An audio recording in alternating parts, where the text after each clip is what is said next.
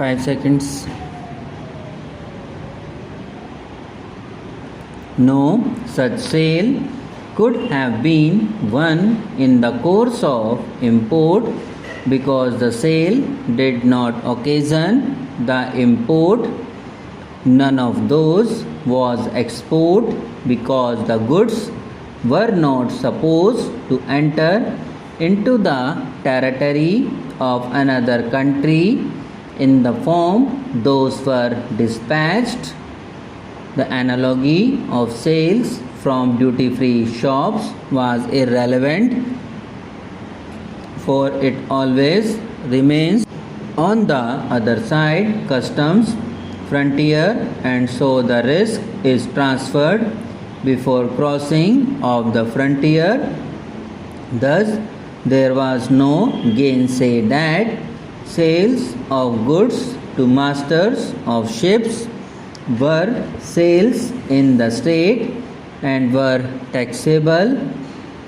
The dealer was asked to pay tax on such sales and revise the return for the years yet to be assessed. The assessing authority was requested to revise, if necessary, assessments not impugned.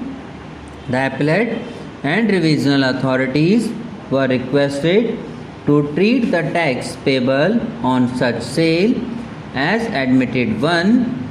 Feeling aggrieved, the appellants resorted to revision before the tribunal, which came to be rejected following the decision of the tribunal passed on the same date. In case of the companion appeal, the appellant carried the matter by way of a writ petition being number 6/2007 before the High Court, which came to be dismissed by the High Court, upholding the decision of the authority which had held that the sales in question would be amenable to sales tax under the 1994 Act. The thrust of the argument of the appellants in these appeals is that the process of import was not complete at the time of sale of the goods in question to the foreign-going ship, and the transaction of sale was in the course of import, for which reason it was not amenable to sales tax, and in fact the state would have no authority to levy such tax. To buttress this submission, reliance was placed on Article 286 of the Constitution of India, providing for restrictions as to imposition of tax on the sale or purchase of goods, and on Section 5 of the CST Act, in particular subsection 2 thereof, to contend that the sales in question shall be deemed to have taken place in the course of import of goods in the territory of India. Reliance was placed on the Constitution bench decision of this court in J.V. Gokul and Company Limited versus Assistant Collector of Sales Tax. Relying on the definition of expression crossing the customs frontiers of India in Section 2AB of the CST Act of Customs Area in Section 211 and of the Customs Station in Section 213 of the Customs Act 1962, it was urged that crossing the customs frontiers means crossing the limits of the customs station, including crossing the area in which imported goods or exported goods are ordinarily kept before the clearance by the customs authorities.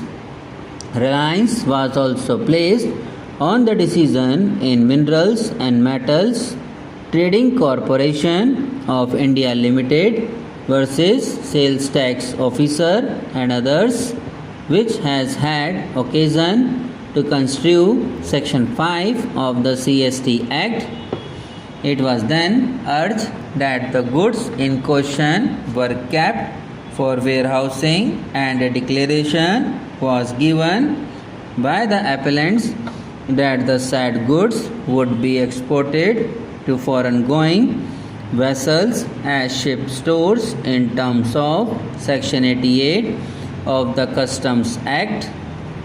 The appellants have adverted to Sections 69, 85 and 88 of the Customs Act to contend that the stated goods could be exported to a place outside India without payment of import duty, and until import duty was paid, the import thereof cannot be said to be complete. Reliance was then placed on the decision in Indian Tourist Development Corporation Limited versus Assistant Commissioner of Commercial Taxes, which according to the appellants applied on all fours, as even in that case the goods were kept in the bonded warehouses and then supplied to duty-free shops, which transaction has been extricated from the applicability of sales tax payable to the state on the ground that the goods had not crossed the customs frontiers and the sale was deemed to have taken place in the course of import of goods into the territory of India. According to the appellants, the finding recorded by the authorities below, which commended to the High Court, was completely in the teeth of the aforesaid decision. The appellants have distinguished the decision in Madras Marine on the premise that in that case the goods were intended for re-export only, and in that context it was held that there was a necessity of a destination in a foreign country. Moreover, the said decision has not considered the efficacy of Section 2AB of the CST Act nor noticed the dictum in J.V. Gokal, which dealt with the case of import. It was urged that the decision in J.V. Gokal had been followed in a recent decision in state of Kerala and others versus Franz William Fernandez.